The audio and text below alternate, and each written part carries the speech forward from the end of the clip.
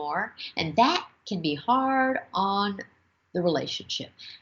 It's part of that independence I talked about in the last presentation when I talked about, the things that grow at menopause. Some of the things that grow are your independence. And with that desire for independence, sometimes things get harder with a partner.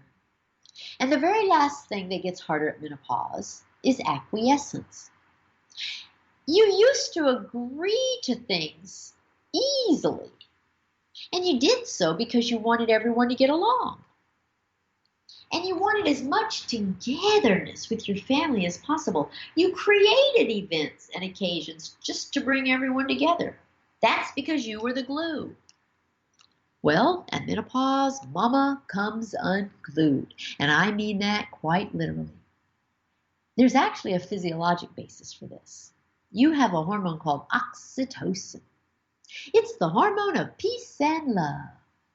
And before menopause, you have it in abundance. It's what makes you fall in love with your man, adore your children, and do anything to make them happy. Well, guess what? At menopause, it practically disappears completely. And without oxytocin, you really don't care about being the glue anymore. You want to do your own thing.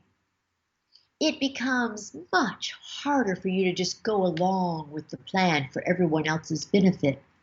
You've always been the one who let everyone else make the choices. You wanted to make everyone else happy because when they were happy, you were happy.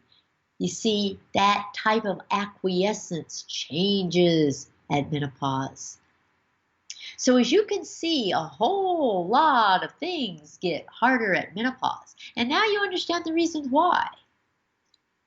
Eventually, I'll be giving you individual tutorials, podcasts on each and everything with all the management options in every single category.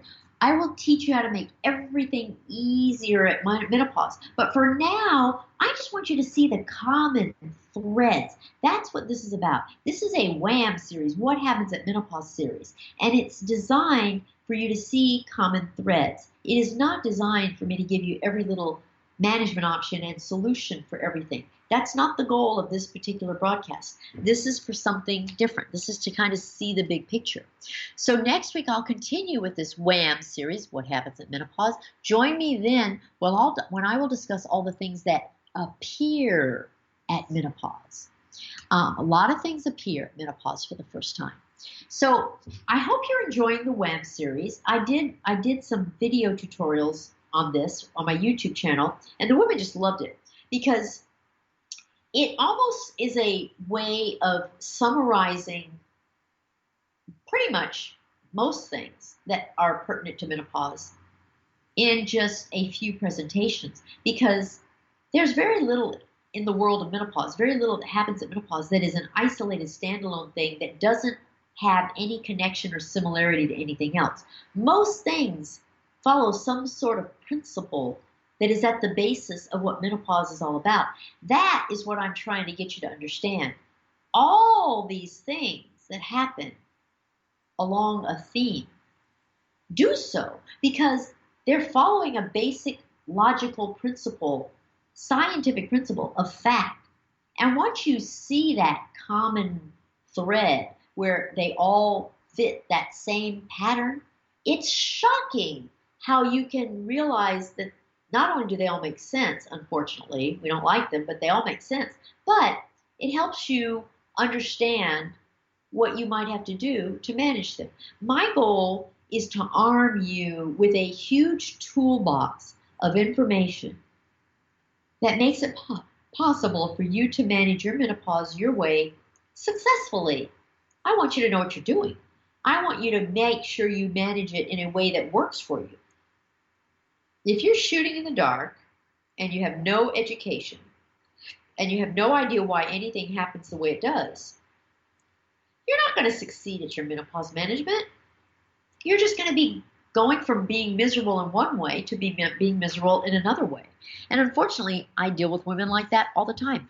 There are women who go through years and years and years of struggling with these things that could have been fixed or prevented And they didn't need to suffer at all, but they don't know that. First of all, some of them don't even realize they're part of menopause.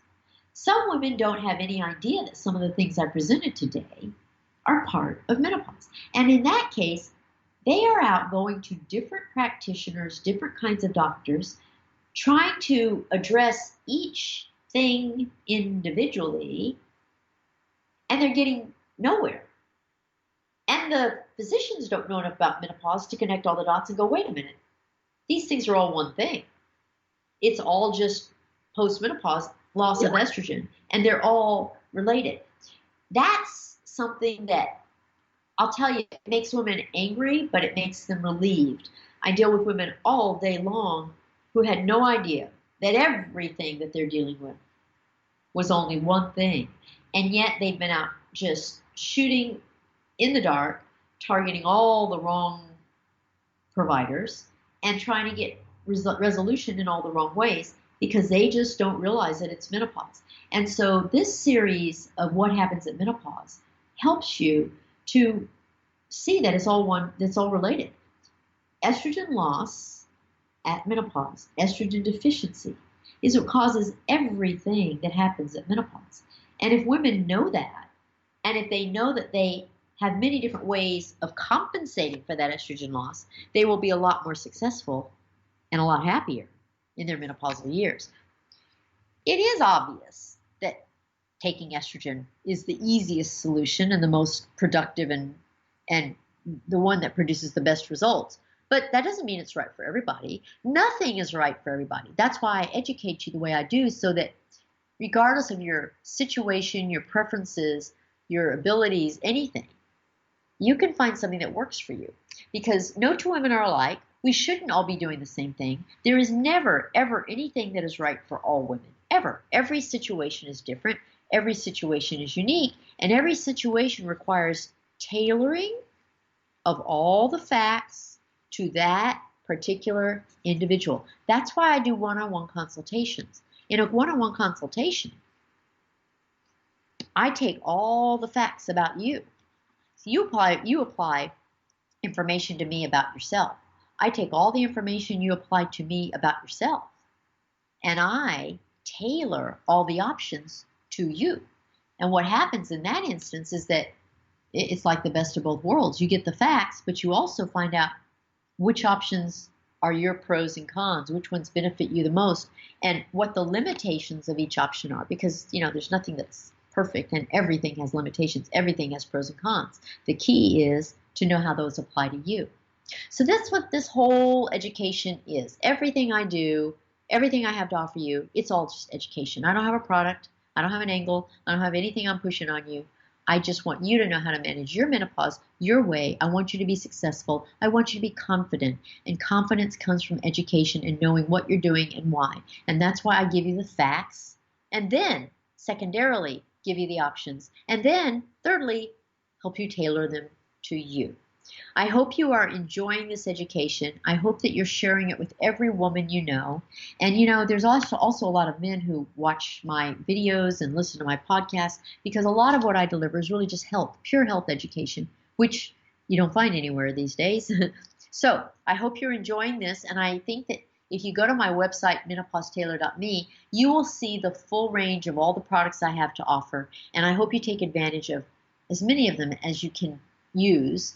And I will be here to help you next time. So next week, come back and we'll continue our WHAM series, What Happens at Menopause.